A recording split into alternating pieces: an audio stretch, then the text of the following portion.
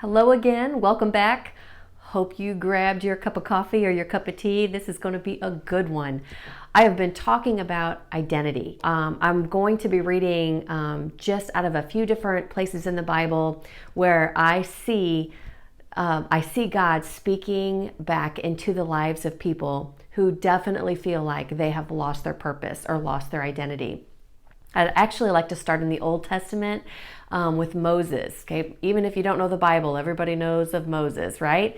Well, when Moses was about 40 years old, he actually saw two people fighting. He saw an Egyptian and a Hebrew fighting. Now, Moses was Hebrew. That was his ethnicity.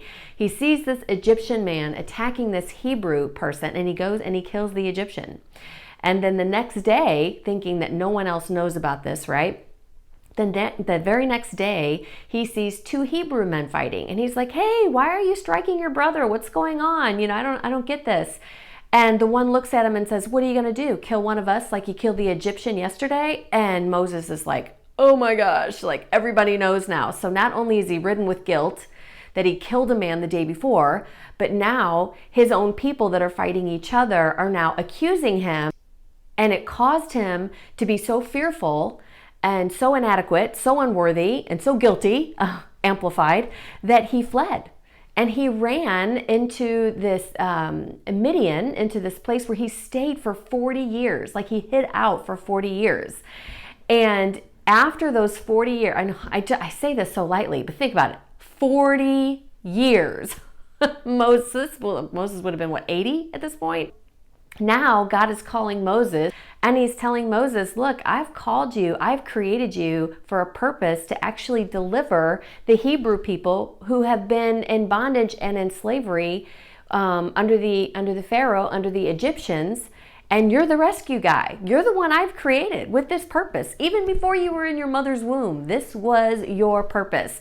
And Moses is like, okay, so remember, Moses has been living with 40 years with the guilt of killing an Egyptian, and also then the unworthiness of feeling like he could do anything for a Hebrew because the two Hebrews that he found fighting the next day were accusing him. He feels like even though he is a Hebrew, he has no attachment. Like he feels so detached from these people. And now God's calling him to rescue these people. And he's like, did you not see what happened 40 years ago? Moses totally feels inadequate. So through a series of events, God proves to him that he's going to do signs and wonders through him, that he's not going to do this on his own. He's simply going to be the person that walks into the land. God's going to do all the work, all the miracles, right? All the signs and wonders. And then Moses says, oh no, but we have another issue. I'm not eloquent at speech. It's so many translations will word it a little differently. So some people think that meant that he said he stuttered. Some people think that it actually translates into the fact that he is not a confrontational person. He doesn't feel very persuasive, which I kind of buy that a little bit more because it doesn't say anywhere else that he had a stuttering problem. And remember, he didn't feel too persuasive that he was, on the Hebrew side when he met the two Hebrews that are fighting with each other. So he's like, I don't like confrontation. I'm not persuasive. I'm not the guy to call. And God's like, wait a minute. Am I not God? Am I not the one that created your very mouth? I'm the one that called you to do this, and you think you can't do this? You're actually telling me I'm making a bad choice? That's not what God said, but reading in between the lines, that's what God's trying to tell him. I don't make mistakes. When I call you to do something, I know you're very capable of doing it. And so when Moses then complains, please find somebody else. He's not very confident in himself at all. God says, okay, get your brother Aaron over here. Aaron will be your mouthpiece. Aaron will do all the confrontational speaking. He'll be the persuasive one if you don't want to. But the bottom line of this was, God called Moses, and Moses was fully capable of fulfilling the purpose that God called him to do. He could do it. He just didn't have confidence in himself, and because of his past, because of what he's done, and because he didn't feel that close to the Hebrew people, even though he was one, he felt inadequate, unworthy, insecure, you name it, right? And God was affirming him. God was like, Moses, it doesn't matter how old you are. I'm not looking at what you've done. I'm looking at who I created you to be. I'm looking at what I created you to do. And I'm going to be the one in you doing all this. You're the hands and the feet. You go to the place, I'll do the work. I will finish in you what I've started. And Jesus says this in the New Testament. He came to finish what he started. So I find this fascinating because this is Old Testament. Now there's stories in the New Testament that we can pull so many things out of, so many principles and so many great lessons and great hope out of. But I'm going to pull the identity out of these passages in the New Testament. So we see in several places, but I'm just going to cover two out of the New Testament. I'm going to cover in John chapter 4, the woman at the well. I love this story, and I could do like an hour teaching on this. I mean, there's so many beautiful things that Jesus shows us in this. But for the sake of time, I'm just going to point to the identity. Her background is she's been married 5 times, and the man she's with now, she's not married to. Now, a lot of, again, people have tried to translate, well, why is this? Is this because she was a more of an adulterous kind of woman? This book has a lot of Jewish culture in it. And within that culture, a woman wasn't highly esteemed or favored or taken care of or loved that much if she couldn't bear children. That was a big thing. That was huge back then. And so a lot of scholars, like theologians that really know the Jewish culture, believe that the reason she was married 5 times is probably because she couldn't bear her husband children. And because of that, they left her. Now, this man she's living with now, she's not married to. Well, so she's up there drawing from this well in the heat of the day, because usually they didn't do that at that time of day, but she felt like that was the only safe time she could come out without being ridiculed, laughed at, pointed at, whatever. Jesus knows who he's meeting that day, and he goes and he meets with her. And they start to have this conversation about how he's thirsty and he would like a drink. And she starts to have this dialogue with him. And he says, look, I need to tell you something. I actually know who you are. I know what kind of life you've lived. I know that you've been married 5 times. And the man you're with now, you're not even married to. And she's like, oh my gosh, this man's like a prophet. Like, he knows me. And he tries to tell her, this whole thing we're doing right here, where I'm asking you for a cup of water, if you actually knew who I was, I would give you a type of drink that would refresh you forever, like an eternal refreshment. I see what you're looking for. I see what you're longing for. You want to be heard. You want to be loved. You want to be taken care of. You want to be cherished. I am that for you. Jesus is trying to explain that to her. If you knew who I was, you would ask me for a drink of water, not literally, but a refreshing drink of that love and that admiration, that feeling of being cherished. I would give that to you. You'd know that that's who I was to you. So at the end of this dialogue, they talk about some other things. And at the end of this dialogue, she ends up running and telling the whole town who he is, because he actually identifies himself at the end of their conversation as the Messiah, as the one that they have been longing for.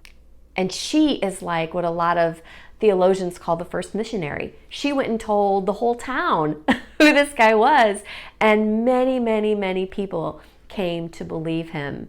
And it's a beautiful story. But again, he reaffirms her because of the life she had, because of something maybe she couldn't fulfill, the person she couldn't be to the husbands that she had. She felt very unloved. She felt very unfulfilled. And Jesus came to fulfill her. Jesus came to restore her. Jesus came to reaffirm her identity. We see this in the woman that was caught in adultery, who was thrown in the temple courts in the middle of a crowd to be shamed and embarrassed of the actual act that she was caught in. And Jesus, amidst all of what's going on, they try to stone her, and Jesus goes, hey, all of you who are without sin, you go ahead and you throw the first stone. Of course, they're all not without sin. And then he looks at the woman and he says, where are your accusers? And he goes, and I don't accuse you either, but go and sin no more. He's trying to tell her, I love you. I have come to restore you, to forgive you for your sinful past. But this is not who I called you to be. You don't have to live this life. This is not what I've called you to do. I've called you for something greater. And he tells her, he says, I've forgiven you. I'm not going to condemn you, but don't do this anymore. This is not who you are. And he reaffirms her. But when I'm seeking for identity, I find it in so many places in the Bible. And it's my passion that I show you these, that the word says it's alive, it's active, it's sharper than any double-edged sword. It'll divide things that normally you couldn't see could be divided. It will rightfully divide the truth from the lie. And this is what I love to expose. So you have an opportunity to know, wait a minute, wait a minute, this is not my identity. I need to find out what my identity is again. I need to go back to the beginning. I need to go to the root. You know, the word radical actually means going back to the root. So it's okay to be radical. You know, so many people have used that as some crazy far out term for people who believe in Jesus. You're a radical. Well, yeah, that's a compliment. That's not an insult to me. That means I know my root system. I know where I come from. I know what I'm called. I know what I can believe for. And I know that I'm loved. That's a good thing to be radical. So be radical in this. Go to the root. Go to your Father and ask Him to reveal your identity. It doesn't matter what you've done. It doesn't matter what people have accused you of. They don't get the right to speak into your identity. They don't get the right to identify you. Only He does. And He enjoys doing it over and over and over and over again. He never gets tired of it. He never will wear out or become weary of telling you what He thinks about you and how He feels about you. So spend time today, whatever it is that's causing you to feel like you've lost that. Address that thing. Just address it. Just expose it. Just hold it up to Him and say, this is what they said, or this is how I feel, or this is how I interpreted that. What do you say about this? Go ahead, show it to Him and ask Him how He feels about that. And then all of a sudden, these things that He has planted in your heart and in your soul, they'll start to come alive again. You'll notice it. And like I said in the other video, I don't know how it happens. I'm not the creator of the universe. It's a supernatural thing. But He lives inside of you. And when He lives inside of you, He can reveal those things to you. And He loves to do it. It is such a beautiful sigh of comfort and a sigh of relief. I've been there. I've been where you're at. And there is hope for you to be restored in your identity. We don't have to identify the time that we're living in as something that's discouraging or hopeless or foreboding, like what's going to happen next. We have an inheritance to look at our surroundings and our timeline that we get to see a change. We get to see what God's doing in our life.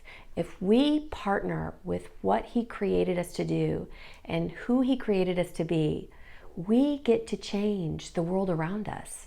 We get to show other people who He is in them, not just in us, in them. Can you imagine the dynamics of that? Can you imagine the demographic of that? How things will change? We are living in incredible times, beloved. Grab a hold of your identity. Stay tuned for the next video because we're not done talking about this. Oh, there's much more to talk about.